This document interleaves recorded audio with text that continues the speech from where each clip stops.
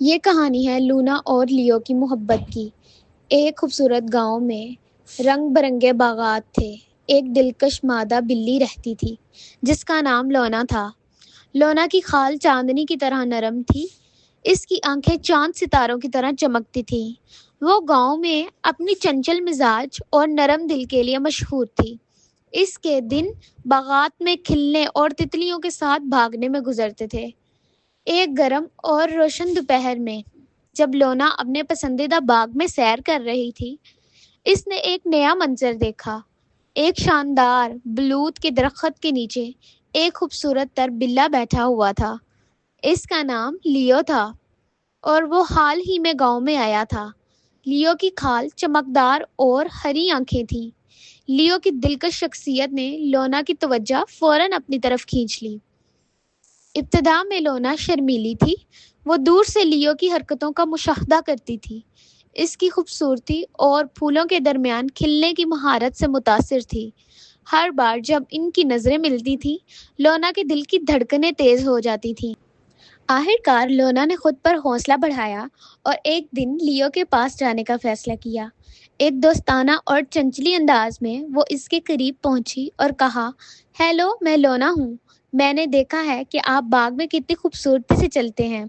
لیو نے نظر اٹھائی اور اس کی چمکدار سبز آنکھوں نے لونا کی طرف دیکھا۔ ہیلو لونا، میں لیو ہوں۔ آپ سے مل کر خوشی ہوئی۔ میں نے اس باغ کی خوبصورتی کا لطف اٹھایا ہے اور اب آپ کے ساتھ یہاں ہونا مزید دلکش ہو گیا ہے، لیو نے مسکراتے ہوئے لونا سے کہا۔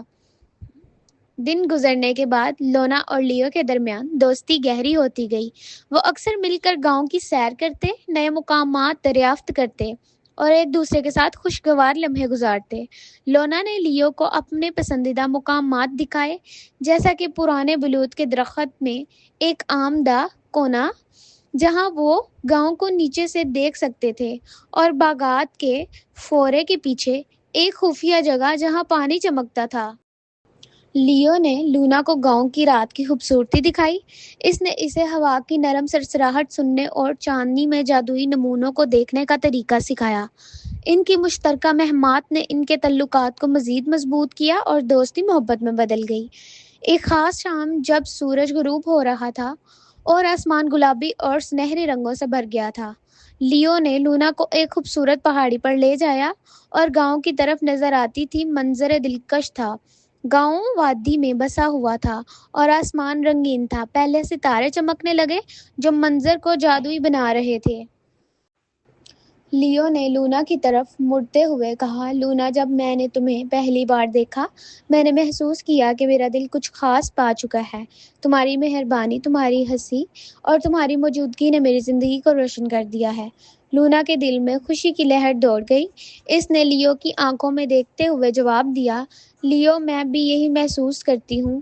تمہاری موجودگی نے میری زندگی میں اتنی خوشیاں بھر دی ہیں اور میں ہر لمحہ جو ہم ساتھ گزارتے ہیں اسے بہت قدر کرتی ہوں۔ ستاروں کی روشنی کے نیچے لیو اور لونا ایک دوسرے کے قریب بیٹھے۔ ان کے دل ایک دوسرے سے جڑے ہوئے تھے۔ انہوں نے ایک دوسرے کے ساتھ رہنے کا وعدہ کیا، دنیا کو مل کر دریافت کرنے کا وعدہ کیا اور اپنی محبت کو ہمیشہ کے لیے سنبھال لینے کا وعدہ کیا۔ ان کی محبت کی کہانی جلد ہی گاؤں میں مشہور ہو گئی۔ لونا اور لیو کبھی الگ نہ ہوئے۔ ان کے دن خوشیوں، مہمات اور ایسی محبت سے بھرے ہوئے تھے جو ہر لمحے کو خاص بنا دیتے تھے۔ گاؤں نے ان کی محبت کو سہرایا اور ان کی کہانی کو سچی اور پائیدار محبت کی علامت کے طور پر دیکھا۔